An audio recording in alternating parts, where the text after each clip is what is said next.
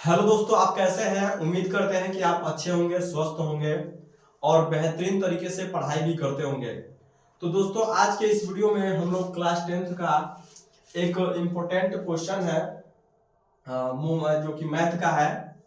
दोस्तों देखिए, काफी अगर आप प्रीवियस ईयर्स क्वेश्चन उठाकर देखेंगे तो ये प्रश्न जो 5वां है 8.1 का, ये ज्यादा बार पूछा गया है। 2 नंबर में 3 नंबर में ये क्वेश्चन ज्यादा बार पूछा गया है।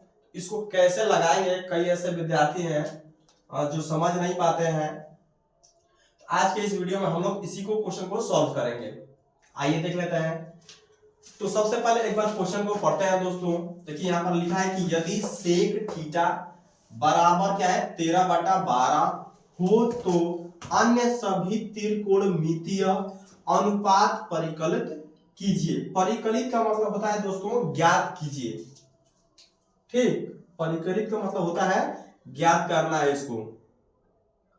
तो हम इसमें क्या करेंगे दोस्तों कि सबसे पहले हम लोग यहाँ पर एक चित्र बनाएंगे।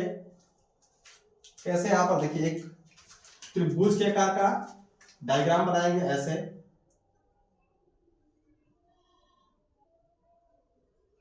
ये हम लोग का बन गया।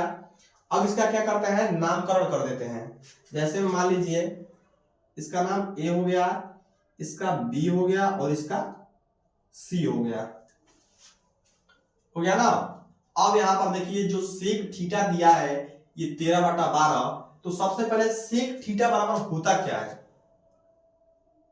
सेक थीटा बराबर क्या होता है। तो सेक थीटा बराबर यहां पर होता है दोस्तों, लिख लेना। सेक बराबर होता है यहां पर लाल बट्टा कक्का के हिसाब से भी आप देख सकते हैं। ठीक है, अगर समझ में नहीं आता है तो लाल बटा कक्का आप लिख सकते हैं। तो सेक थीटा यानी कि ये साइन हो गया, ये कॉस हो गया, ये टैन हो गया, ये कॉट हो गया, ये सेक हो गया, ये कोसेक हो गया। यानी सेक यानी कि कर्ण बटा में आधार हो जाएगा। कर्ण बटा में आधार, कर्ण बटा में आधार।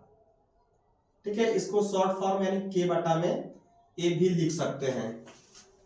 तो सेक थीटा बराबर क्या हो जाएगा, कर्ण बटा में आधार। तो हम यहां पर क्या करते हैं, यहां पर सेक थीटा बराबर दिया है 13/12। यहां पर लिख लेते हैं 13/12।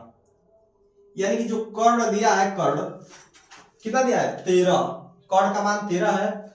इस त्रिभुज में हम लोग देखेंगे कि कर्ण कौन है, तो जो एसी है।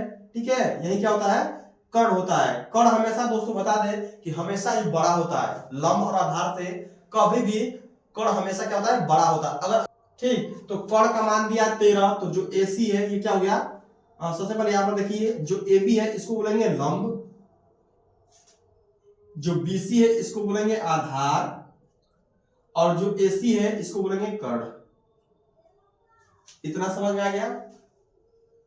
ठीक, तो जो कर्ण दिया है कितना दिया है 13, इसमें रख देंगे कर्ण।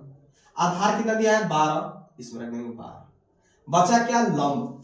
लंब बचा ना, इसको हम लोग अपने मन से क्या करेंगे, कुछ फॉर्मूला आप लोग को याद होगा, उसी फॉर्मूला का यहाँ पर यानी कि पाइथागोरस प्रमेय का क्या करेंगे, उपयोग करेंगे और लंब हम लोग निकाल लेंगे। ठीक, आइए निकाल लेते हैं। तो इसको क्या रफ कर दें कि रहने दें, ठीक है रहने देते हैं, समझ लीजिएगा। तो यहाँ पर सबसे पहले आप यहाँ पर हल डालेंगे। ठीक, और पाइथागोरस प्रमेय से यहाँ पर लिख देंगे पाइथागोरस प्रमेय से, पाइथागोरस प्रमेय, प्रमेय, प्रमेय से। ठीक है, तो पाइथागोरस प्रमेय क्या कहता है, यानी कि हम लोग का लंब निकालना है। यहां पर लंब रख देते हैं। लंब, लंब स्क्वायर बराबर होता है यहां पर कर्ण स्क्वायर माइनस का आधार स्क्वायर। एक और बता देता हूं बात दोस्तों, एक और बात बता देता हूं यहां पर। अगर यहां पर कभी भी लंब और आधार यहां पर आ जाए, ठीक है, अगर यहाँ पर कभी भी लंब और आधार आ जाए तो बीच में माइनस होगा। ठीक है, अगर यहाँ पर समझ लीजिए मेरी बात को, अगर यहाँ पर कभी भी लंब और आधार आ जाए तो बीच में माइनस होगा, और यहाँ पर कभी भी कर्ण आ जाए तो यहाँ पर प्लस होगा। इतनी बात को आप ध्यानपूर्वक समझ लीजिएगा। अगर यहाँ पर जब हम लोग को लंब निकालना होगा तो बीच में माइनस होगा, अगर आधार निकालना होगा तो बीच में माइनस होगा, लेकिन अगर हम लोग को कर्ण निकालना होगा तो बीच में क्या होना चाहिए, प्लस होना चाहिए। उम्मीद करते हैं कि आप लोग समझ गए होंगे। आगे क्वेश्चन को पढ़ाते हैं। तो लंब का मान तो निकालना है, तो यहाँ पर लिखेंगे लंब स्क्वायर इक्वल टू, कर्ण का मान देख रहे हैं क्या दिया है, कर्ण का मान यहाँ पर देखिए 13 दिया है, 13 रख लेते हैं। कर्ण का मान कितना दिया है, 13 रख लेते हैं। फिर माइनस आधार का पूछ रहा है, आधार कितना दिया है, 12 रख लेते हैं। अब यहाँ पे दिया है, फिर लिखेंगे लंब स्क्वायर, क्योंकि लंब हम लोग को निकालना है।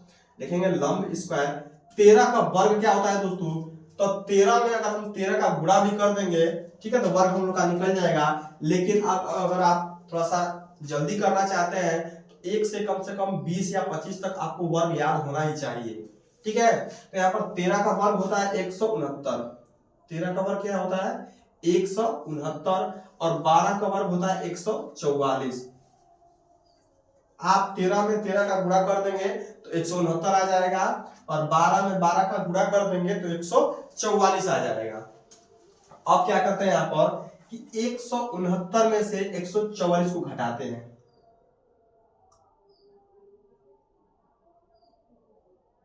लंब स्क्वायर बराबर 169 में से 144 को घटाते हैं, तो यहां पर हो जाएगा कितना, 25 हो जाएगा।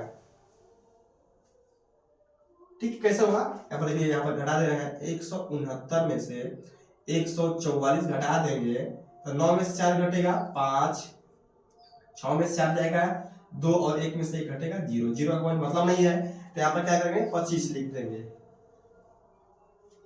समझ रहे हैं ना। अब क्या करेंगे दोस्तों, यहाँ पर थोड़ा सा समझने वाला बात है कि यहाँ पर अगर हम स्क्वायर को हटाते हैं, स्क्वायर को जब यहाँ पर हटाएंगे, लंब बराबर, तो जो ये 25 है क्या हो जाता है, ये कर्णिक में चला जाता है, अंडर रूट में चला जाता है। क्यों चला जाता है, क्योंकि यहाँ का जो स्क्वायर है, ये स्क्वायर जो हमने लिखा था, अब यहाँ पर स्क्वायर नहीं लिखा गया है। जब यहाँ पर स्क्वायर नहीं लिखा जाएगा तब ये कर्णिक में हो जाएगा। समझ रहे हैं ना। अगर यहाँ पर स्क्वायर लिखा होता तो ये कर्णिक में नहीं होता। यहाँ पर क्या हुआ है, ये स्क्वायर गायब हुआ है, तभी ये कर्णिक में आया है। ठीक, अब क्या करते हैं, यहाँ पर भी समझ लीजिए, ये जो 25 है, ठीक है, ये 5 का क्या होता है, वर्ग होता है। अगर आपको इस तरह नहीं समझ में आता है तो 25 का क्या करते हैं, एलसीएम निकाल लीजिए, एलसीएम यानी कि लॉसा निकाल लीजिए।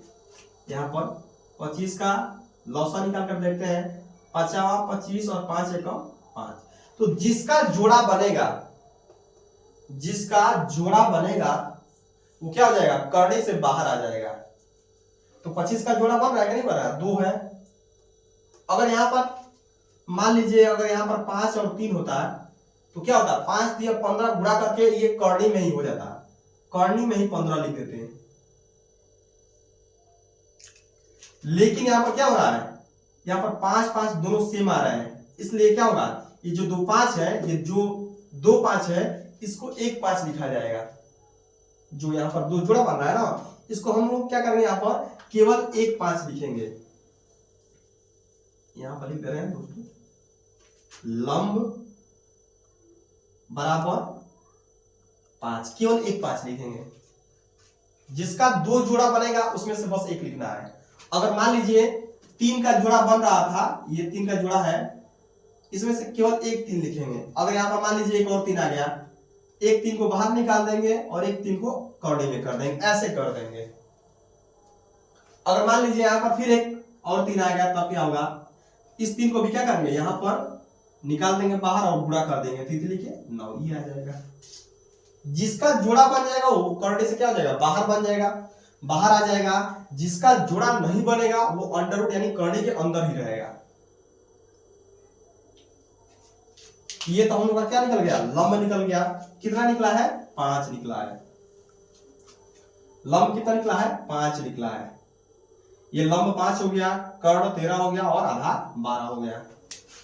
अब यहाँ पर हम लोग से पूछा है कि सेक थीटा बराबर 13/12 हो तो अन्य सभी त्रिकोणमितीय अनुपात परिकलित कीजिए। यानी कि जो त्रिकोणमिति में 6 आते हैं दोस्तों, एक होता है साइन, कोस, टैन, कॉट, सेक, कोसेक। तो हम लोग का सेक थीटा को तो पहले से मान दे दिया कितना, 13/12। अब निकालना है किसका, साइन का। साइन थीटा मान अब लिखते हैं साइन थीटा बराबर, बस अच्छा से लिख देते हैं दोस्तों, साइन थीटा बराबर कॉस थीटा बराबर टैन थीटा बराबर कॉट थीटा बराबर, देखिए साइन हो गया, कॉस हो गया, टैन थीटा, कॉट थीटा। अब यहां पर लिख दे रहे हैं कोसेक थीटा, क्योंकि यहां पर सेक थीटा का तो मान दिया है कितना, 13/12 दिया है सेक थीटा का मान। सेक थीटा का मान 13/12 दिया है। अब यहां पर लिखेंगे साइन थीटा बराबर होता क्या है, तो साइन थीटा बराबर होता है लंब बटा में कर्ण। क्या होता है, लंब बटा में कर्ण होता है कि नहीं होता है, लंब बटा में कर्ण होता है ना। इसको ऐसे शॉर्ट फॉर्म में दे रहे हैं, लंब बटा, एल का मतलब होता है लंब और के का मतलब होता है कर्ण। तो यहां पर देखते हैं इस चित्र में कि लंब का मान कितना है, 5 यहां पर लिख देंगे। लंब का मान कितना है, 5, तो 5 लिखेंगे। कर्ण का मान कितना है, 13 लिख देंगे। cos थीटा बराबर क्या होता है, आप थोड़ा सा कमेंट में बताइएगा। cos थीटा बराबर क्या होता है, तो cos थीटा बराबर होता है आधार बटा में कर्ण। लाल बट्टा कक्का के हिसाब से भी देख सकते हैं, आधार बटा में कर्ण। इस चित्र में देखिए आधार का मान कितना है, 12 रख देते हैं।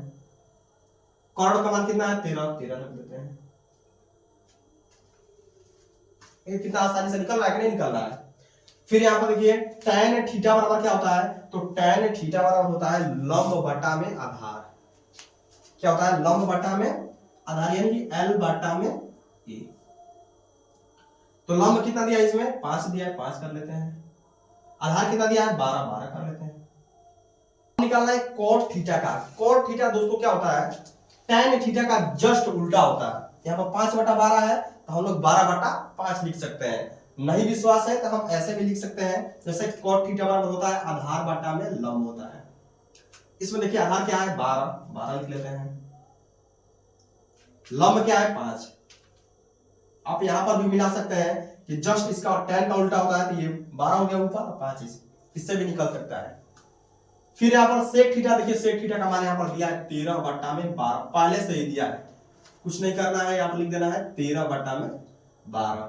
तो सेक थीटा बराबर होता है कर्ण बटा में आधार होता है। इसमें मिला लीजिए, कर्ण क्या है 13 और आधार क्या है 12 लिख लिए। कोसेक थीटा बराबर क्या होता है, तो कर्ण बटा में लंब होता है। क्या होता है, कर्ण बटा में लंब। यहां लिख देता है कर्ण बटा में लंब। तो कर्ण का मान कितना दिया है, 13 लिख देते हैं, और लंब का मान दिया है 5। ये हम लोग का क्या हो गया, 6 निकल गया। देखिए 1 2 3 4 5 यहां पर लिख लीजिए। एक ये हो गया, दूसरा, तीसरा, ये 4 नंबर में, 5 नंबर में, और ये 6 नंबर। देखिए बोला है अन्य सभी त्रिकोणमिति, ये 6 ही त्रिकोणमिति में आते हैं। ठीक है, काफी ही मोस्ट इंपोर्टेंट है, साइन, कोस, टैन, कोट, सेक, कोसेक। इसको आप लोग जरूर याद कर लीजिएगा, हमेशा काम आने वाले हैं। तो दोस्तों ये बोर्ड एग्जाम में कई बार क्वेश्चन पूछा भी है, इसको हल्के में मत लीजिएगा और इसको बढ़िया तरीके से लगाइए, प्रैक्टिस कीजिए रोज, तभी आपको क्या होगा, ये क्वेश्चन सवाल आएंगे।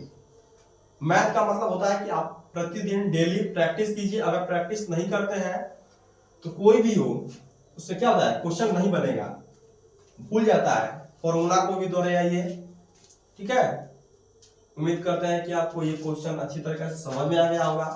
धन्यवाद।